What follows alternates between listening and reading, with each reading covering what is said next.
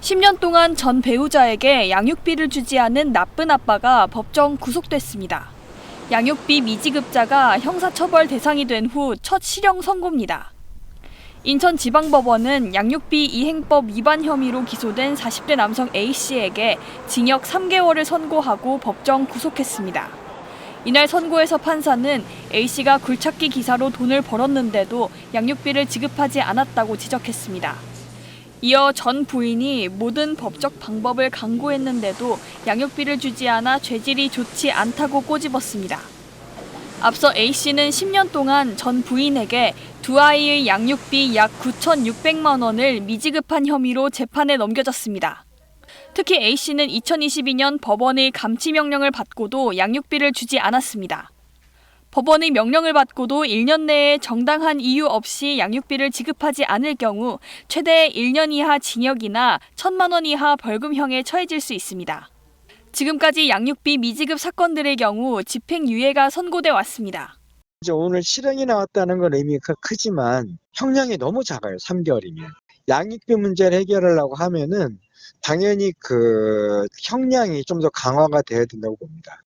시민단체들은 국회에 계류돼 있는 양육비 지급 관련 법안 처리도 촉구했습니다. KBS 뉴스 배지연입니다. 선고가 끝나자 법원을 빠져나오는 남성. 집행유예 나왔는데 심정 어떠세요? 취재진이 질문하자 갑자기 달리기 시작합니다. 육상 선수 같은 속도로 기자들을 따돌리고선 법원 담장까지 뛰어넘습니다. 이혼 후 양육비를 주지 않았다가 재판에 넘겨진 송모 씨입니다. 송 씨는 2017년 이혼한 뒤 세 자녀에게 한 명당 매달 30만 원씩 양육비를 지급해야 했지만 최근까지 6년간 모두 4천여만 원을 주지 않은 혐의로 기소됐습니다. 그리고 오늘 1심에선 징역 4개월에 집행유예 1년이 선고됐습니다.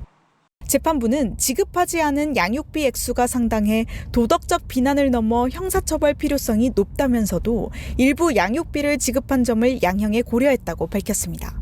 그러면서 양육비 미지급으로 다시 법원에 오면 집행유예를 장담할 수 없을 것이라고 경고하기도 했습니다. 지난달 검찰이 송 씨에게 선고해달라고 요청한 형량은 징역 6개월의 실형.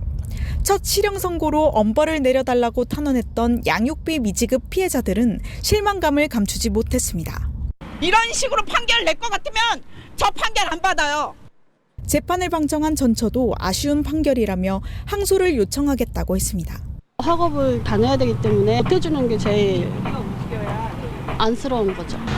재판부에서 아이들만 그냥 생각해줬으면 좋겠어요.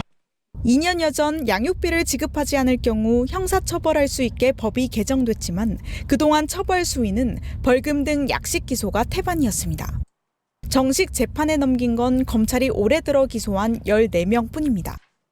솜방망이 처벌 논란의 대검찰청은 최근 앞으로 양육비 이행법 위반 사건은 원칙적으로 기소하라는 사건 처리 기준을 배포하기도 했습니다. KBS 뉴스 이유민입니다.